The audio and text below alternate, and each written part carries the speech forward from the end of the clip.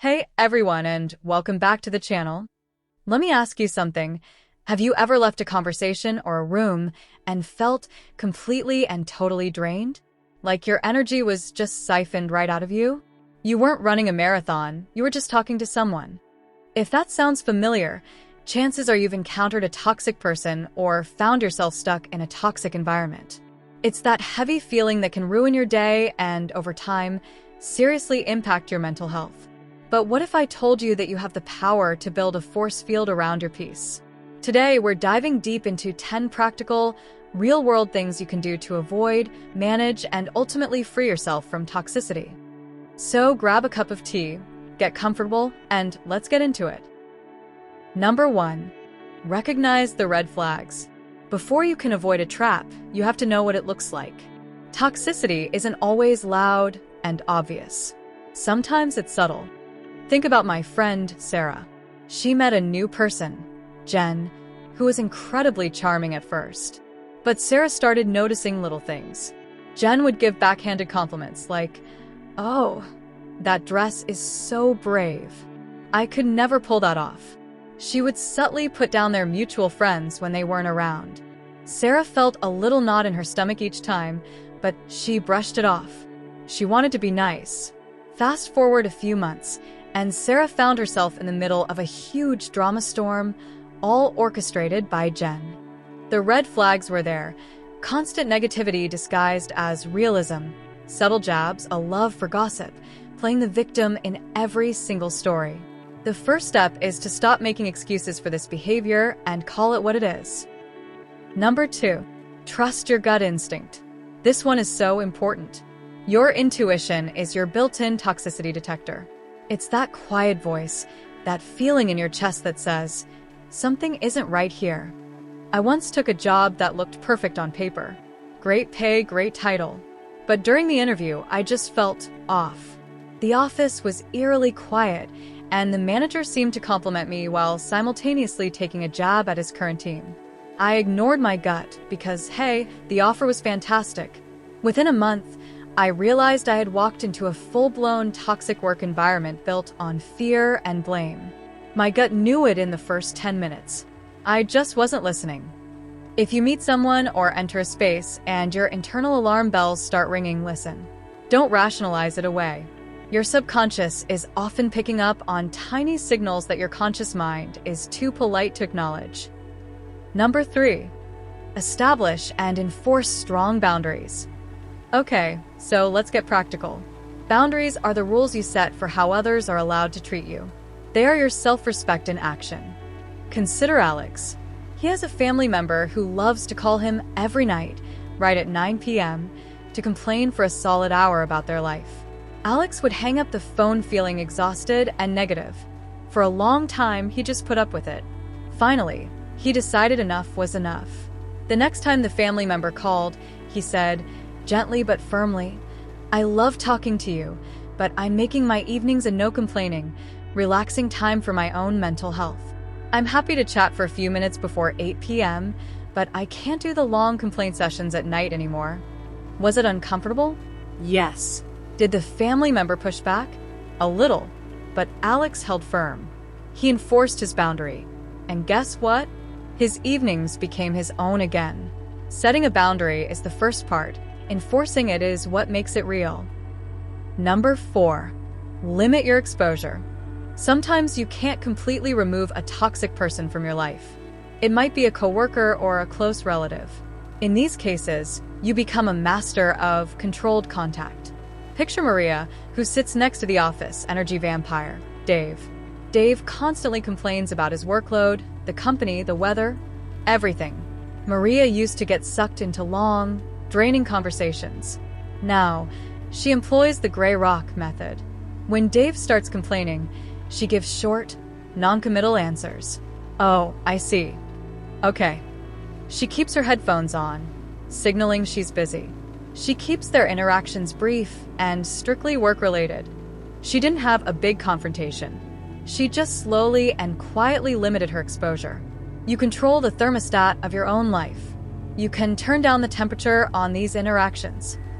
Number 5. Don't get pulled into the drama. Toxic people thrive on drama. They are conductors of a chaos orchestra, and they want you to play first violin. Your job is to politely decline to join the band. Think about a big family dinner. An argument breaks out between two relatives, and one of them turns to you and says, "You agree with me, right? Don't you think what they did was awful?" It's a trap. Engaging means picking a side and getting covered in the emotional shrapnel. The powerful move here is to refuse to engage. You can say something neutral like, "I wasn't there, so I can't really comment," or "I'm not getting in the middle of this." How about that dessert? You are not a pawn in their game. You can simply choose not to play. Hey, just jumping in here for a second. If any of these stories are resonating with you, let me know in the comments. It's powerful to know we're not alone in these experiences. All right, let's get back to it. Number 6, curate your social circle. Imagine your social life is a garden. Who are you letting in to plant seeds? Are they planting flowers of support and joy, or weeds of negativity and doubt? My friend James used to have a group of friends that he'd known since high school, but their main activity was getting together to complain about their jobs and partners. It was a cycle of negativity. He started joining a local hiking club on the weekends. The people there were positive, active, and talked about goals and passions. He didn't dramatically break up with his old friends, but he started investing more and more of his precious time in the hiking group. His entire outlook on life changed. You are the average of the 5 people you spend the most time with. Choose wisely. Curate your circle like you're a museum director choosing priceless art. Number 7, focus on solutions, not problems. Toxic environments are often breeding grounds for complainers. It's a loop of identifying problems with zero intention of solving them. You can break that loop. In a team meeting, one person might go on and on, "This project is a mess. The deadline is impossible. We don't have enough resources." The energy in the room just plummets. Instead of nodding along, be the person who pivots. Say, "Okay, those are valid concerns. Given the deadline, what's one small step we can take right now to move forward? How can we creatively use the resources we do have?" You shift the entire dynamic from a problem-admiring society to a solution-oriented team. Number 8, develop a detachment mindset. This is a superpower. It's the ability to not take toxic behavior personally. Most of the time, it truly has nothing to do with you. Think about Chloe, who works in customer service. Someone comes in and is just unreasonably angry about a product. In the past, it would have ruined her day. She would have replayed the conversation in her head, wondering what she did wrong. Now, she practices detachment. She visualizes their anger as a storm cloud that's just passing over. She understands that this person's reaction is a reflection of their stress, their bad day, their life. It's not about her. She can still be empathetic and do her job, but she doesn't absorb their negativity. It's their stuff, not hers. Number 9, invest in your own well-being. When your own cup is full, it's much harder for someone else to drain it. A strong foundation of self-care is your best defense. Let's talk about Leo. He has a weekly meeting with a supervisor who is incredibly critical and draining. After those meetings, Leo used to just feel defeated. Now he has a system. He knows that meeting is going to be tough, so he schedules a 30-minute walk in the park or a session at the gym immediately after. It's a non-negotiable appointment. He's actively refilling his cup. Whether it's meditation, exercise, a hobby, or time with loved ones, investing in your own well-being builds a resilience that makes you less susceptible to the poison of a toxic environment. Number 10, know when to walk away. And finally, the most difficult, but sometimes the most necessary step. Sometimes you've set boundaries, you've tried to detach, you've limited exposure, and it's still not enough. This is the story of leaving that toxic job, ending a long-term friendship that is consistently one-sided and damaging, or distancing yourself from a family situation that is beyond repair. It is not failure. It is the ultimate act of self-preservation. It's you standing up and saying, "My peace is more important than this situation." Walking away is scary, but it opens the door for new, healthier, and more positive people and opportunities to walk in.